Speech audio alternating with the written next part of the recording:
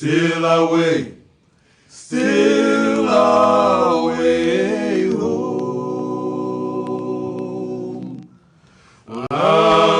It's not long to stay. My God calls me. He calls me by the thunder. The trumpet sound. The trumpet well in my soul. Well, it's not long to stay.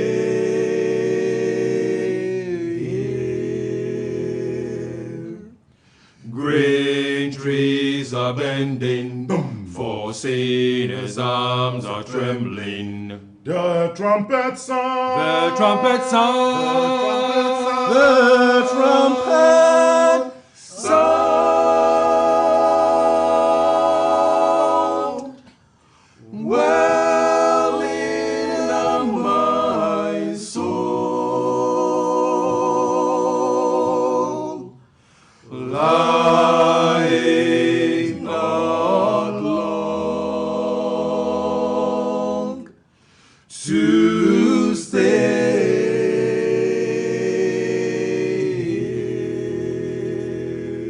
Still away, Still away, still away to Jesus. Still away, still away home. Well, it's not long to stay.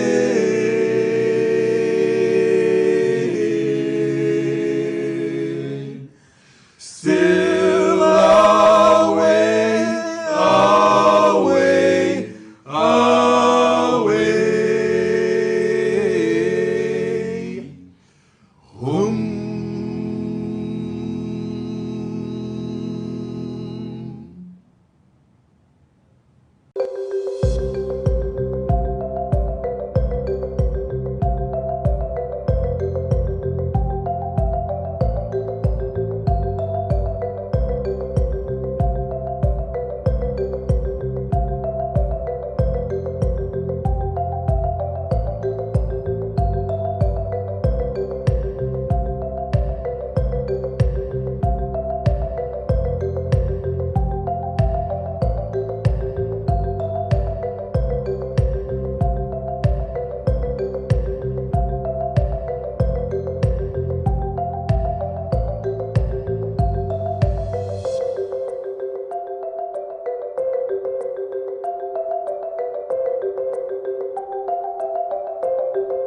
Hope Channel, changing lives.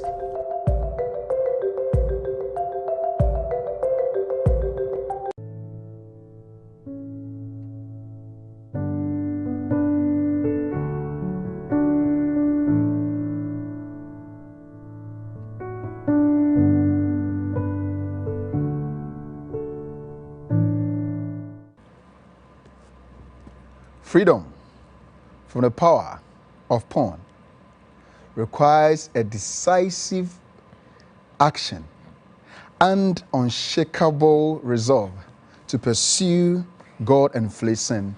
This quote is by Trip Prince, an addict in recovery. Once again, good evening and welcome to the program Wounds of the Heart, where we're going to help you uncover things that has become wounds in your heart and heal you as you also heal yourself.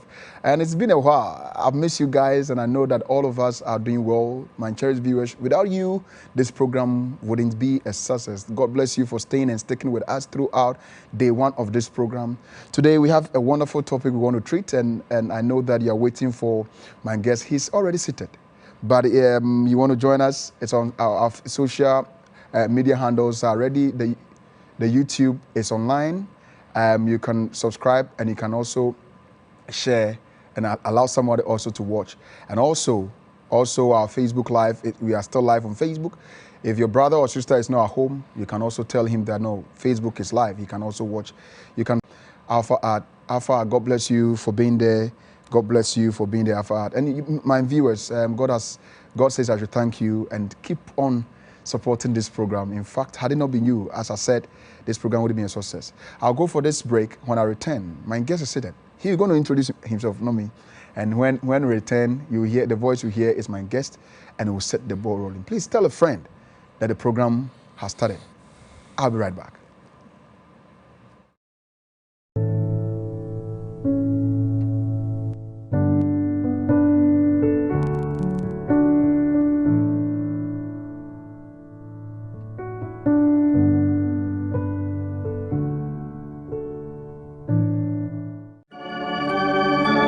Hope Virtual Revival 2020 will be live from the 25th to the 29th of August 2020 under the theme, I Will Go. Powerful men of God have been invited to speak with us during the commitment service, 7 p.m. each night. Pastor Justin Kem. The next event on the horizon, we're talking about tomorrow, 4 prophecies we have still yet to wait for. Dr. Carlton Bryan. No Christian has ever been demon possessed, because if the Holy Ghost is in you, you can't be possessed by a demon. Pastor Mark Filling. The fruit we produce in our lives is the result of the seed that we sow in our lives. Professor Tunde Oyuwale. When God steps in, the addicts find the power to shake their addiction. And Dr. Charles Wesley Knight. But understand, anything you receive from God does not belong to you, it's on loan to you. Don't blink an eye and don't miss a day. Join the Spirit-filled Hope Virtual Revival from the 25th to the 29th of August 2020. I will go. Will you?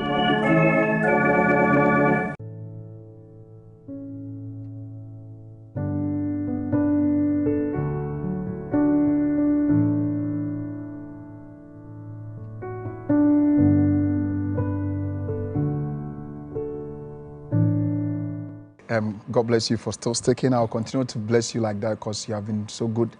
And the program is Wounds of the Heart. In case you just joined, today we're going to discuss this beautiful topic, as I said, and it's a topic that all of us need to be abreast to know about it so that we can help others who are going through it. But let me ask you this question, or probably let me ask you whether you know this thing. Do you know that 25% of search engines request are related to sex? Do you know that? Or do you know that 35% of downloads from the internet are pornographic? Do you know? And also, according to Recovery Village, they say that 40 million Americans say they regularly visit porn sites. 40 million, which is even bigger than our nation. Do you know that? And 70% of men aged 18 to 24 visit porn sites at least once per month. And let me leave you with this one. Do you know that Sunday is the most popular day of the week that people watch porn? Do you know that? Then if you are still thinking about what I've just said, I want you to help me to welcome our guest who is ready seated. And when I welcome him, he will tell us about himself. And I'll begin with the questions. Good evening. Good evening. You seem excited. Yeah, Thank you so much for coming to my show. You're most welcome. All right. My viewers want to know who you are. So. Okay, so my name is Seth Mausia Safo. I'm a clinical psychologist, and I'm a lecturer with the Department of Psychiatry of the University of Ghana Medical School. Okay. I don't know. I'm not sure they heard what you. Please take your time and talk to us. Yes. My name is Seth Mausia Safo. Exactly. I'm a clinical psychologist and also a lecturer of the Department of Psychiatry of the University of Ghana Medical School. All right. So, viewers, you know the one we're going to talk to today, a clinical psychologist lecturer, for that matter. Seth, Mr. Safo, Mausi, which one will be? Any of them. So, okay, let's do Seth. Let's do the Seth then.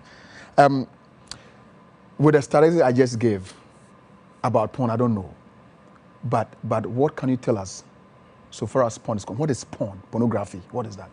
Well, I mean, the statistics you've given they're quite accurate, and maybe in our part of the world we don't have enough of these statistics. But I can tell you, based on the experience I have working with students, that it's a very predominant thing. Okay. that happens across many campuses. Okay. And many people would have at least, perhaps not addicted, but would say that, yes, I watch porn regularly, and it really doesn't do anything to me. So porn has to do with nudity that is supposed to arouse a certain feeling within a person, which are usually sexual urges. And these predispose the person to follow through with a sexual activity of some sort. Okay, so that is porn. Yes. But what is the difference between so pornography is the general thing. Yes. And so in porn we have the reading material. That's the picture. The static pictures. Then you have the videos. The videos. And you mean there are several different variations of pornography. There are cartoonic pornography. And cartoonic, these are a market which is growing very significantly. We call them hentai. Okay. Now these were made for people who are into anime. Okay. And these people have alternate realities, especially because they are constantly involved in the online society, online world. Now they seem to be a bit far away from human existence, and so they like the cartoon or anime porn, which is called hentai. And hentai is made up of sometimes monsters and things like that having sex. That shows you how warped the mentality around what arouses people have become.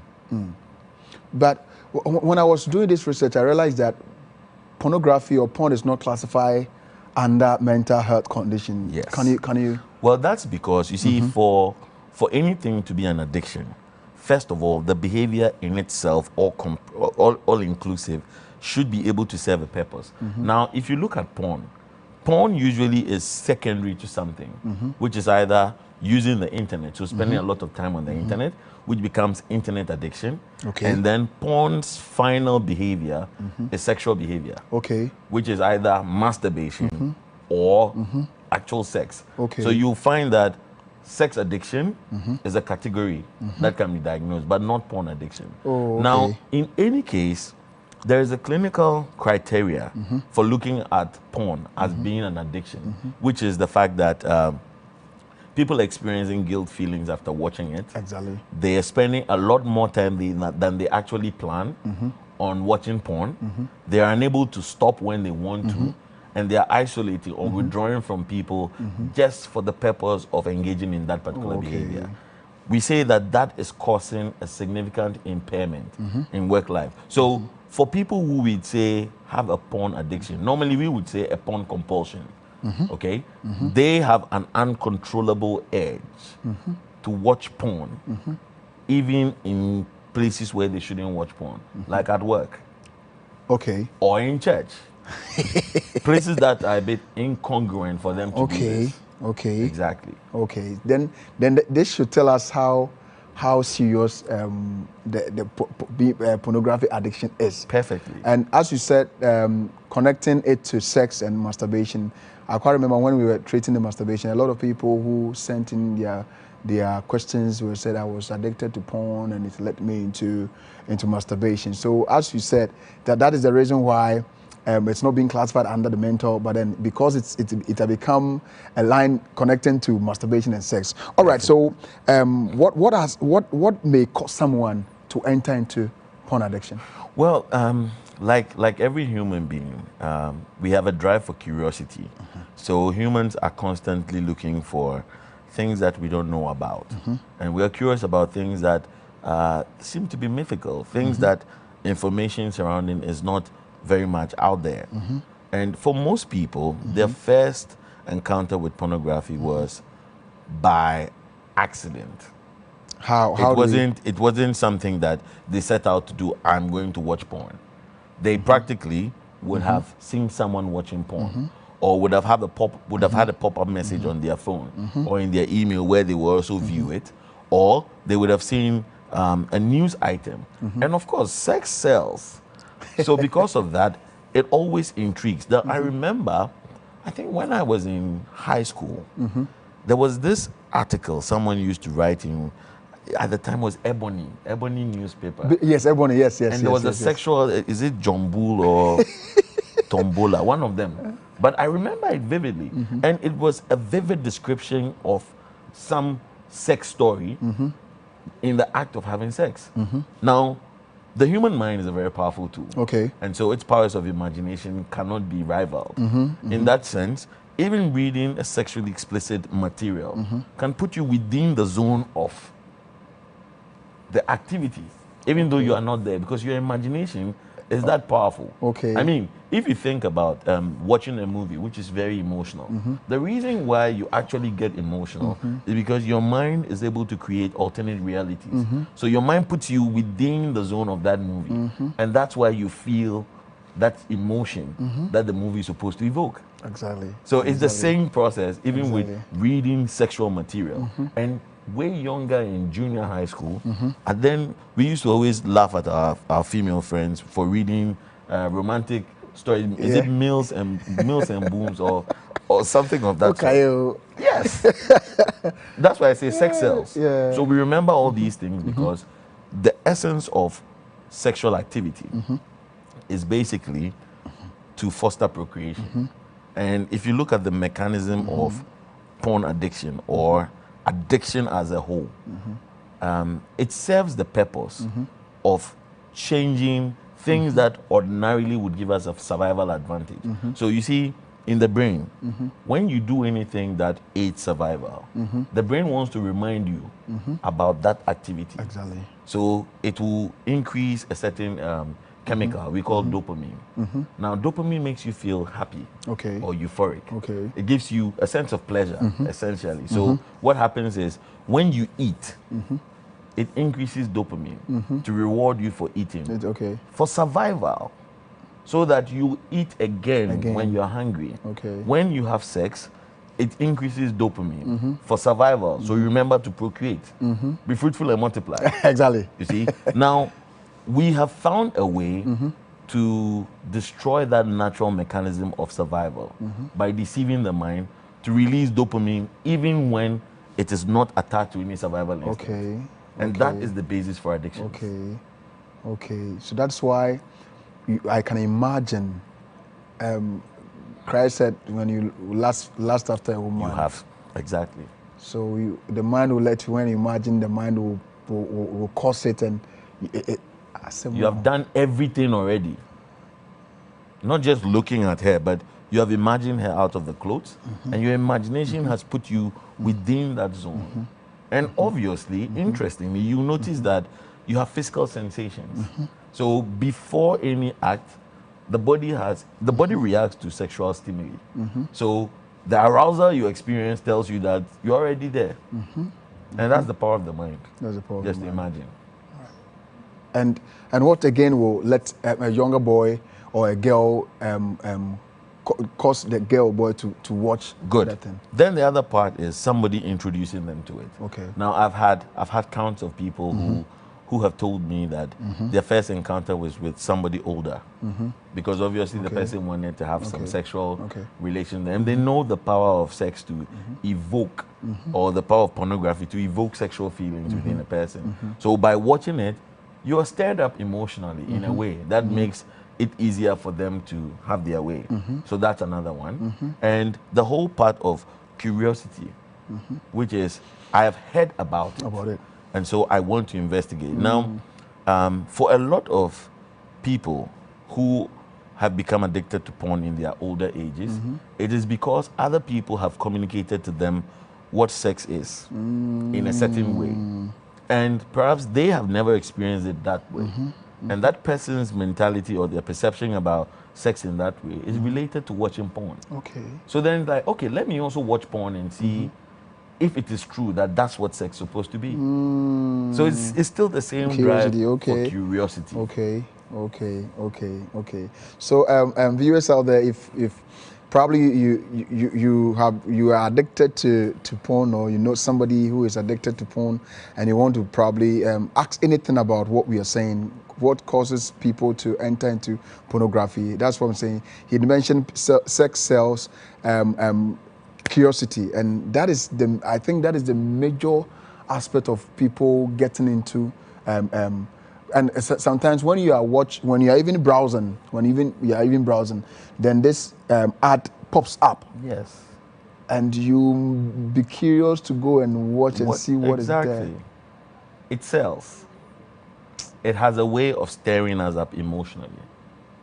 And so once that feeling starts, human beings will tend to attribute. What it means is something I have to look at. And so you're pushed to look at it. Not because you are there and you wake up one morning, I'm going to look at what is porn. Okay. Not entirely that. Okay. But there are people who've also said, I've heard so much about porn. Let me see what all the noise is about. And remember, because these things have a valence for addiction, you can easily get hooked onto it because once it starts to stir you up and you feel good about it, I mean, generally as humans, anything that offers us pleasure, we do more of. If you eat from Auntie Ya's choba and the food is good, you're likely to go back to Auntie Ya. So it's the same process. Exactly. So I watch it, it was nice. Or it gave me a certain sensation. So when I want that sensation again, I have to go back. Okay. Okay. Let me comment from Facebook. Said, Osofo Samuel Asante, I'm ready. Osofo, we've started already, so if you're ready. Edu Sylvester says, I love this discussion. God bless you. Elizabeth Arthur. To create alternate realities. You might, in a way, start to notice that other party in that video to be the ideal. So if you look at how we describe our ideal partners, we are describing them based on a certain concept that's been created for us. And somebody will create that concept because they're watching porn. Okay. So if you have a partner and you're watching, so imagine that you have a partner who is not endowed physically, but you're watching porn and that person in the process is extremely endowed. So your mind starts to get skewed. This might be the ideal. This should be the best body. And before long, it ruins your relationship. Exactly. Now, one thing that porn does significantly is to ruin people's relationships. Because as it predisposes you to masturbate, you become selfish. Okay. And that selfishness might affect your sexual relations with your partner. Okay. In the first place. Okay. Secondly, it gives you unrealistic expectations about what real sex is. Let's not forget that we're all very different. Our sexual drives and desires are very different. Our sexual excitement are also very different. Even though there's a biological aspect to it, we all enjoy very different things. While somebody would want to have sex in a very fast manner, someone wants it really passionately and gently. Now, depending on what kind of porn you are watching, it might skew your mind to think that this is the ideal one. And I tell you what, from interacting with lots of my clients, one thing that I find is that most of them are confused about what the right or ideal sex should be about because they're watching porn. And so people are categorizing, my husband is no longer attractive because in all the porn they watch, their husband has a six-pack. Okay. I mean, the man has a six-pack. A six-pack, okay. The man is extremely muscular. The man has tattoos all over. And your husband has none of that. So then it doesn't give you that sensation. Exactly. It doesn't turn you on. Exactly. And it's the vice versa for women too. Exactly. So these give unrealistic expectations. And to think that most men believe you should be having sex for 20, 30, 1 hour, doesn't make sense. Hey. For a man, 4 minutes, 30 seconds. Hey. Most people don't know this. No. It's new to me and my viewers. And that's what porn does. Gives you unrealistic expectations. So I've had dozens of clients who are using some form of aphrodisiac at a very young age. I mean, it always makes sense that older folks are using some form of sexual enhancer here or there because yes, as you age, your sexual prowess reduces. It reduces, okay. But for young people like us, what are you using aphrodisiac for? Because you have a skewed perception of what the sexual act should be about. All right, viewers, I'll go for this break. I keep your comments and your questions coming. You heard him saying that for men, 4 minutes, 30 seconds. Please, we shouldn't allow porn to tell us how many minutes a man should go. We should stop using aphrodisiacs. It's not the best for we, the younger ones. Please take and stay. We're going for this break. When we return, I'll read your questions and we'll continue from there. Thank you so much.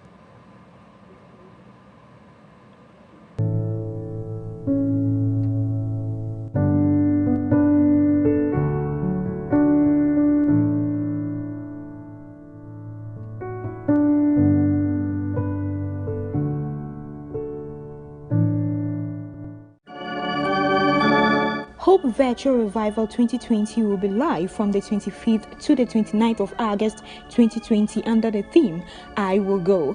Powerful men of God have been invited to speak with us during the commitment service, 7 p.m. each night. Pastor Justin Kem.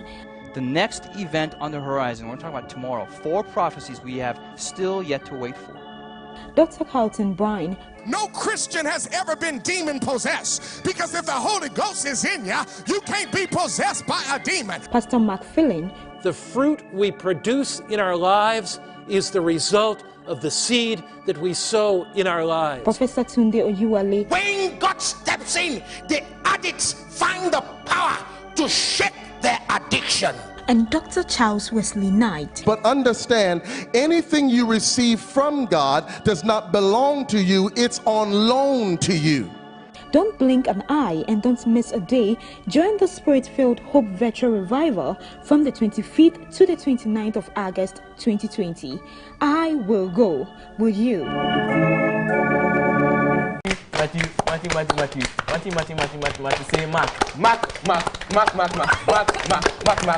say Luke. Look at Matthew. Matthew say everybody. I have a school father who smokes weed. Is it right to still hang out with him or stay away from him? I'll report him, but let me tell you the reason why I'll report him. Because this one, if he gets into trouble, because I was working with him, I'll also be in trouble. Isn't that selfish? I don't care. Hey. Like, if I'll also not be in trouble, like me, I'll not mind you. Oh. So what's your rationale not for reporting them? Why won't you report them? Everyone deserves a second chance. Saw this picture that a mother posted on top of her fridge. You are not hungry, you are bored. So you eat out of boredom? A little. Okay, wait, let me be truthful. A lot. I don't think having a boyfriend is a bad thing. Okay.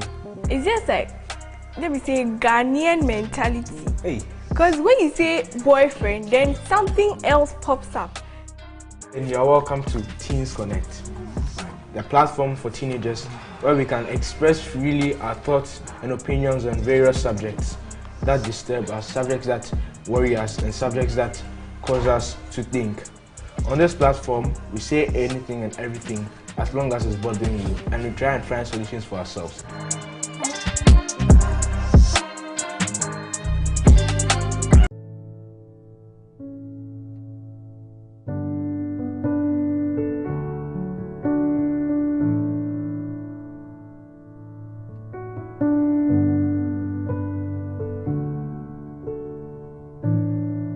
Welcome back. Thanks for sticking and staying, and welcome back. Seth, when we were going for the break, there was this question I want to ask you first. I said, please ask the lecturer for me, how can one stop? We will talk about that. That one day we'll talk about that. He said, please, I know a person who said she can't feel anything having sex with her husband. So what can let her put a stop to that, since she is addicted to pornography?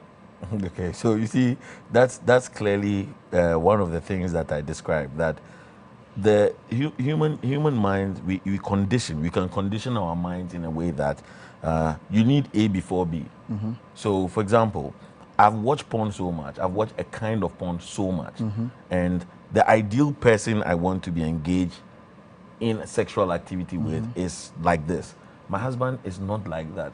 Therefore, I cannot get aroused to this person because there's a disparity between what I'm looking for and what I want. It's just like thinking of, God forbid, thinking about your mother in sexual ways. Most of us strange. Yeah, definitely. Now, it's the same experience when you are conditioned that the person I want to be having sex with is the slim, tall person, or the really big and chubby person, or the muscular person. So if your husband does not fit that profile, one, you blacklist. Secondly, the other thing would be that you might actually engage in the act, but not enjoy it, because he will not live up to the expectation of your mind's eye on what should be the ideal process of doing it, because of how it's been misconceived by watching pornography and the way it's being depicted there. So what happens is, gradually, the process of sex becomes laborious between you and your partner. Okay. And you get conditioned not to even perhaps get wet. So you don't want to engage in the process. Exactly. But if you ask this person that, how about when you masturbate, they'll tell you that is fine. Because their imagination can pick who they want. Okay. And so the arousal, there's no disparity in it. It works perfectly. Okay. So that's just the process. Okay. It's a conditioning. Okay. So what should she do? Well, the reality of the situation is, first of all, you have to start getting off porn. Okay. You have to you have to start realizing that it's an expectation. And so the expectation does not mean that that's the ideal way that it should be done. Okay. There are various ways of doing it. Okay. Everybody is also different. So you can't expect that your husband should do the same thing that A husband or B husband does. Now, once you reduce the expectations, the body starts to reconcile that, okay, then I have to come back into humanity. We say sex is a psychological process, which is that you must be attracted to somebody in order to want to engage with them in any level. Now, if you watch a lot of people who watch porn, they start to associate with a specific porn actor or porn physique or porn type. Okay. So there are different kinds of Okay. porn. Like, for example, like the fetishes. They do lots of very, what should I say? Some people will classify as inhumane. Think about somebody who is a masochist or a sadomasochist, where they enjoy either to inflict pain, or to receive the pain in order to be aroused. And you see, these would seem, okay, but these are unusual from the majority of people. So depending on what you are watching, your mind starts to get a certain perception of what the ideal thing should be. And the more you want to experiment, the more you might start looking at the person you're experimenting with, because perhaps culturally it's not something they would consent to. Like typically with lots of our clients, I want to try anal sex. My partner says no. Or a man says I want, and the wife says, but how? Why do you want to do this to me? And that becomes an issue, because in porn, it's there. It's there. The other thing that we have to notice is, you see, in porn, nobody ever says no. Yeah, because that's what everything you want to do is possible. But that is because somebody is consenting to it. How do you want to slap me in the process if I don't want to?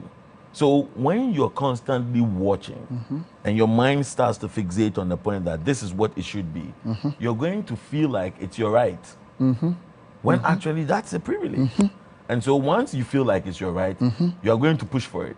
And that's some of the reasons why we have issues of sexual abuse in marriage. Oh, okay. I think that I will let you pause on the sex thing, because you come back for us to talk about the sex addiction. And that one there, it's a promise you made with me. Is it right for my husband to watch before having sex with me? That's terrible. It's terrible. If your husband needs porn to get turned on to have sex with you, there's a problem. That is very problematic. It means that his arousal mechanism is conditioned to pornography. So without porn, what happens? If he doesn't have a phone, he doesn't have internet, and the lights are out, it means you can never have sex. That's what it means. So it's no-go area. It's not the best. It's terrible Okay. that someone needs porn to get aroused before they have sex with a partner. All right. God bless you, Pastor, for such an educated program. God bless you and bless your guests, Ma'am Sewa. God bless you for that comment. We really appreciate it. What are some of the signs and symptoms of somebody who is addicted to porn? Okay, good. So the most significant symptom that you might notice is an isolation and wanting to be by themselves a lot of the time. Like with most addictions, because they need more time to engage in the behavior. Okay. Now, the other thing that happens biologically within the brain is that anything that offers us pleasure increases, like the chemical I talked, dopamine in the brain. Yeah. Now, what happens is, as dopamine constantly gets influxed into the brain, it starts to be absorbed much more quickly, which means that you need more dopamine to get the same feeling that you usually would get from that particular activity. And it cuts across all addictions.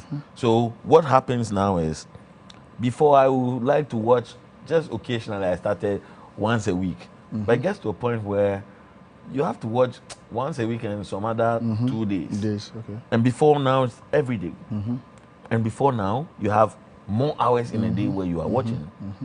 When we were in university, I had a friend who had an external hard drive, and it was about 500 gig of porn alone. Okay. And it tells you about somebody who is that addicted. Addicted to porn. It's become necessary for them to have this. It's like a souvenir. But the reality is that most of these behaviors are just a cover-up to some other psychosocial challenge or problem they have. For example, we've noticed that a lot of the times, males who are unable to secure or have intimate relations with females tend to engage in porn watching a lot because it gives them a sense of, I've seen it all. At the end of the day, isn't this what is supposed to happen?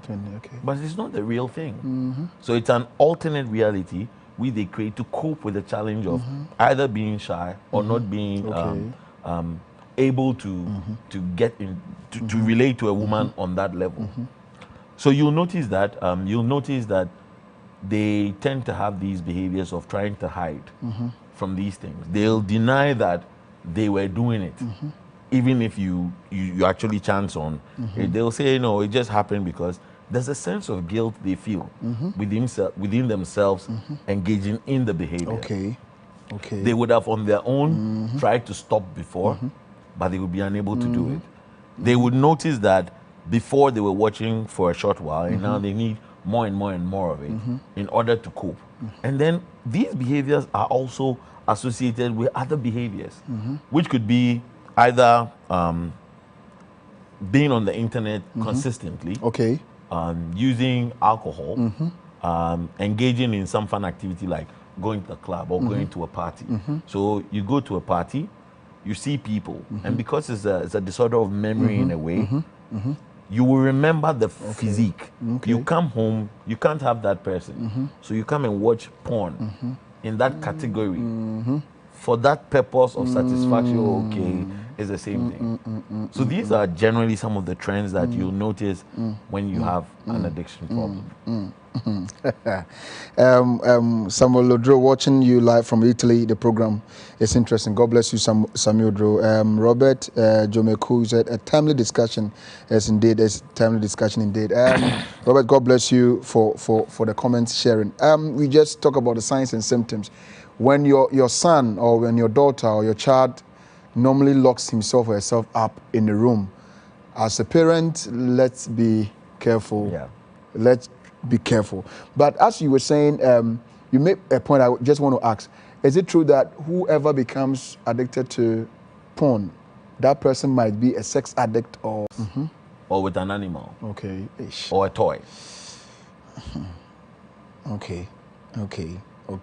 So an addict probably wouldn't be addicted to some one thing. It can have various... The reason why it would normally circulate is because at some point, it won't offer the same satisfaction or pleasure that it used to give. And so they have to find something more, throw something else into the party to make it more intense and more interesting. So normally, they progress along a spectrum. You start like this, it's not doing it for you again. So you move on to another one, another one. And finally, for most people, the imagination is the highest. So now there are a lot of these porn games, games of pornography. Now what happens is you would pick a character, you create the character the way you want it, and you dictate what the sex should be like. And most people, so in doing that, your imagination is satisfied with all you want, and whatever sex you want to do, whether it's through the ear whatsoever, it's still in that process for you. And that's what the porn industry has evolved to. What he just said, please don't try it at home for educational purposes. Other than that, you might be addicted to it and you might not have somebody to help you out. We are seeing what people do.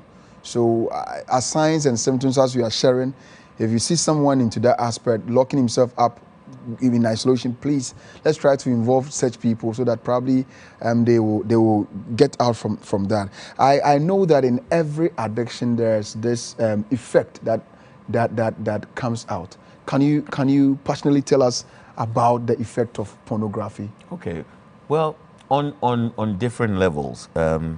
So as humans, we live one to survive. Mm-hmm. And survival means working, having a livelihood, so that we can make ends meet to live comfortably. Okay? Exactly. Now, all of that causes the release of dopamine. The dopamine thing, yeah. To remind us that we are on the right track. Therefore, what it does is that it gives us the motivation to keep on going gradually. So, for example, we spend 3 or 4 years to graduate from GSS. And once you graduate, there's a sense of, I've accomplished. But it took you a long time to get there. Exactly. Then you go to senior high school. Then you go to the university. And then you can decide to progress from there. Now, with each of these accomplishments comes a sense of fulfillment and happiness that you get a reward from the brain for. Now, think about it this way. That reward you get in 3 years, you can get in hours. Consistently. So then there's a general lack of motivation to follow through on the needs of life or the things that offer us a survival advantage. One, the damage in relationships cannot be overemphasized. And like we've said so many times, it pushes people to engage in other behaviors of infidelity outside of their marital relationships because what their mind considers or constructs as the ideal act of sex, their partners are not willing to offer. So they have to find an avenue where they can get such a service. Coupled with the other factor of, because it can predispose people to masturbation significantly. Imagine what it means like when your partner finds out that they are not adequate for you and that you need to top up with an act of selfishness, of masturbation, in order to have your sexual sensation. That breaks their heart and makes them feel terrible. It almost seems as if they are not worth it. So that's the relationship aspect. Now, as Christians, a lot of us have challenges with sin. And the guilt that you experience by doing this is significant. So working with a lot of people, one thing they always say is, once I'm watching the porn, I've sinned because I'm looking at somebody else's nakedness. And I'm imagining that person. So even if I'm watching it to go and indulge with my partner, I have looked at somebody else and they have given me that stimulation. So there's a constant guilt, which is actually very significant in a lot of the cases. The guilt they experience after the act. And that actually is one of the symptoms of any form of addiction. The guilt they experience. So if you take all of these things into consideration, you see that there's a lack of motivation. It's breaking relationships. And we are social beings. So the relationships can be from a partner level and can also be from a group level. So if you're in a group where people are anti-pornography, you tend to isolate from them. Definitely. Just like how if somebody is using drugs, we isolate from them. This person, I don't want them to get me to also do the same. So that whole concept of separating causes the person to also use more and more of whatever the addiction is to cope with the isolation and the loneliness they feel. Whereas the loneliness can also predispose them, as a fact, to lots of anxiety and then depressive disorders.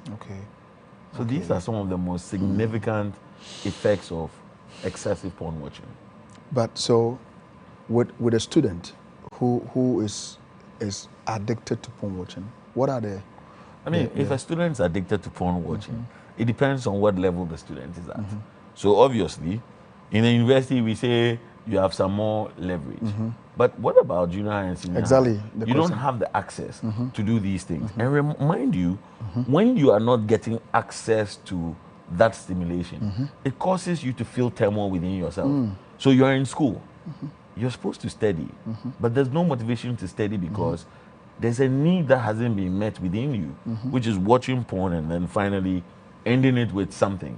So the concentration to follow through on the basic need or the reality of schooling is almost taken away from you. Now, in the university as well, then what it means is as you do something that gives you significant pleasure, you lose out on the other things that don't give you as much pleasure, because studying doesn't give so much pleasure. Yeah. So you're going to lose out on all of that, and you're going to be focused on other very unnecessary things. On record, I'm telling you, I have clients who have problems with porn and have attempted suicide because of porn, their addiction to porn. So it's a very significant thing. It's not something that we should toy with. All right. So what does the future seem to those boys and girls who GHS1, GHS2 who are watching porn now? We always treat it from the perspective of it's a learned disorder.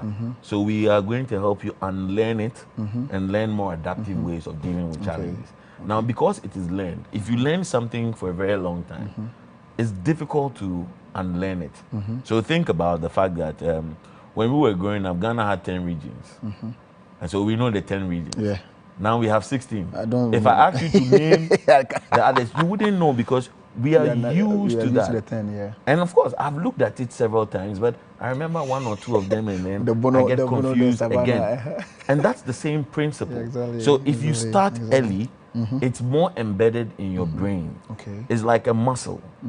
And so the muscle, as the muscle is worked, it gets bigger and needs to consume more and more in order to stay fit. So that is why we don't, the reduction of virgins among our young ladies and guys are reducing because of this thing they started too early. Because when we grow, we want to experiment what we've watched so far. Thanks very much for such education. Please, how can one do away from porn? I mean, the one who is addicted. We'll talk about it, that one I promise you. Please, I was raped, and as a result, I feel nothing and afraid when I have sex with my husband, and now I watch porn to satisfy myself. I want to stop, but I don't know where to start from. If you are from Obogu, if you are, we'll talk about that.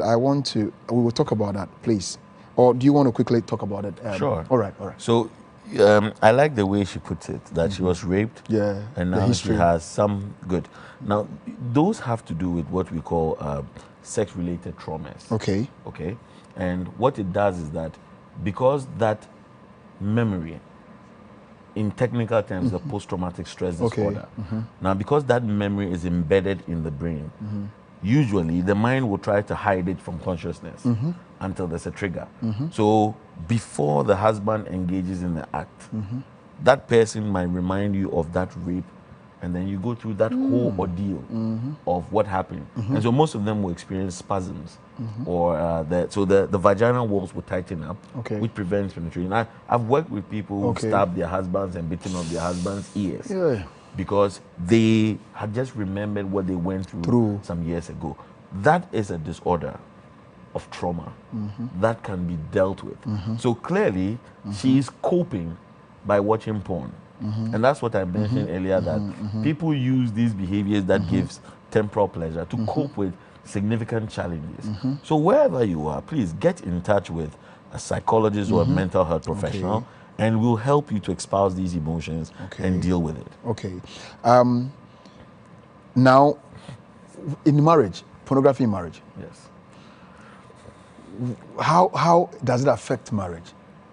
Well, some people who are obviously very liberal, hardly do I see lots of Christians subscribe to accepting pornography within their marriage. Because what it does is, and I give you a very practical example. Okay, let's hear you. A man cheated on the wife, and wife complained about it. And his defense was, but you watch pornography with me all the time. You know I like pornography. You don't care about that. You don't complain about it. So what's the big deal if I cheat on you? I go and have sex with someone? Because essentially, half the time when we are having sex, it's you, but I'm imagining that person. On and screen. that was his defense.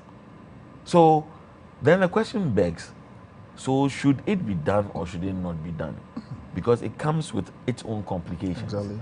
Once you accept it once, you are opening the doors for so many other things. And two, if you're looking at other people's nakedness, it's only fair to say that you should also show your nakedness to other people. Exactly. So if you agree that you should, would you also do some? Those are the practical questions I ask because it's difficult to morally answer yes or no. You know, some people will say we control it, we use it to learn and things like that.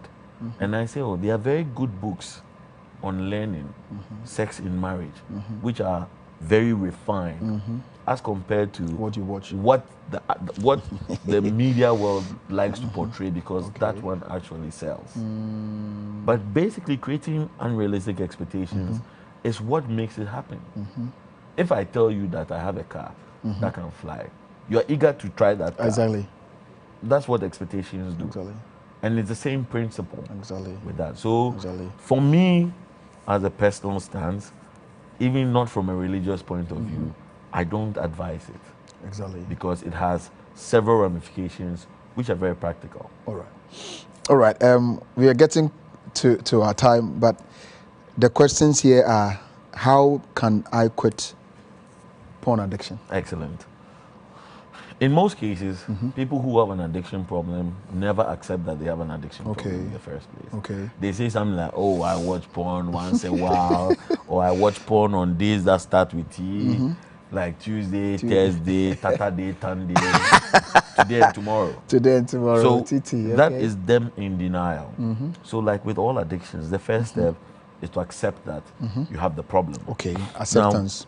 Now, once you accept that you have the problem, it's not that easy to do it on your own. And so there are a host of addiction specialists, there are a host of mental health specialists, counselors,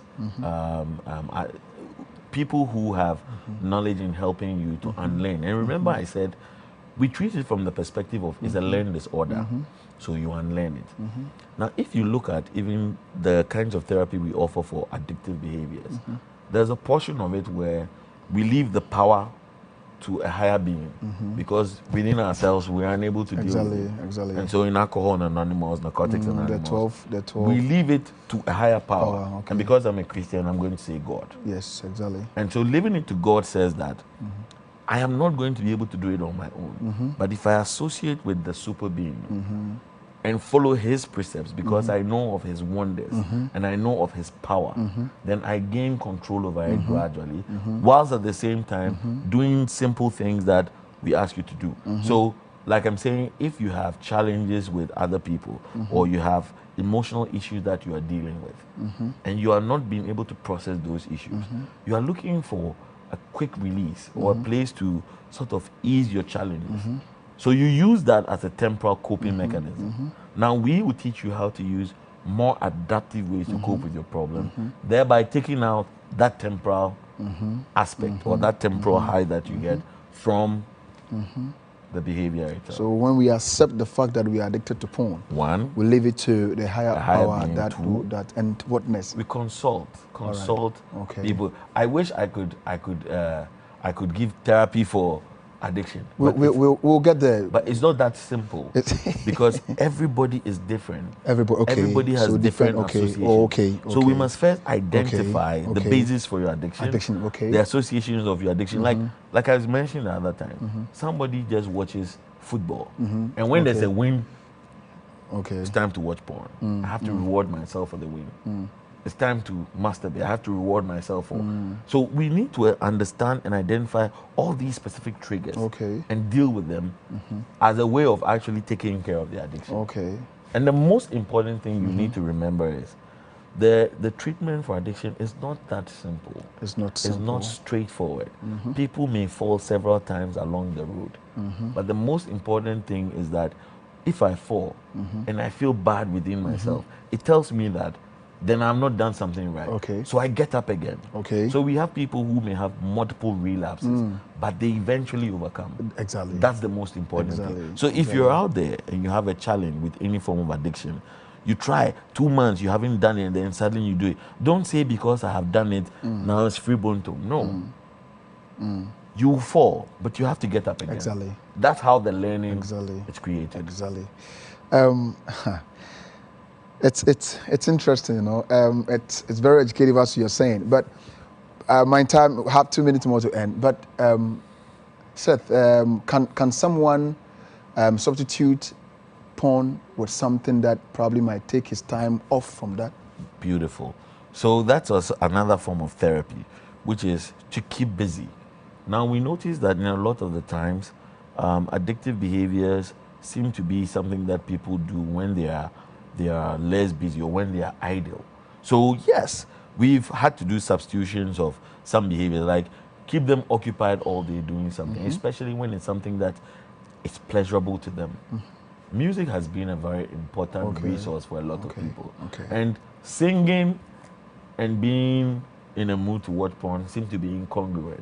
So definitely. In a lot of them. So once you enjoy the thing, and we normally would encourage more physical activity outdoors with other people. That restricts your ability to engage in the behavior. Viewers, thank you so much. Substitution are important. So find what you like to do best so that you can substitute it with what you are addicted to. Mrs. Seth has promised that he will be with me on other addictions. So please, when you see him here, next time we see him, it will be on sex addiction. And we'll go in for gambling and the rest that the bonus that he will give me. So I'll be expecting that bonus from him. But let me use this opportunity to also thank you so much for the hours that you spent with us throughout the program. In fact, you have been so wonderful, my viewer out there. God bless you for watching and the comment that you sent. And I hope that we're going to learn something from it. Slick Afraid, God bless you. Always allow me to look good in the fabric that you give me. We're still praying for people to sponsor this program. If you have any link for us, if you have any contact, please do so. And we're very glad to take this program far from where we are. And also Alpha Art, in fact, my flyers, he's the one who always designed my flyers for me. Alpha Art, God bless you. And if you need him, just contact me and I'll connect him to you. Let me also help me to thank Seth Mausia Safo. In fact, he has a lot for us. He has a lot for us. So please, and this the reason why this program is there. It's there for us to learn and to help other people. Seth, God bless you for passing through. And I know that you promised me, so I'm still waiting. I'll be calling you. I'll be calling you whenever we need you. And I know that we want to help other people. I've been your regular host, Pastor Daniel Abedu Vidiaba, Wounds of the Heart program. Thanks to my crew and everyone who is supporting this program. May God bless you. And until then, stay safe. We're going to meet some other time next week. We are out.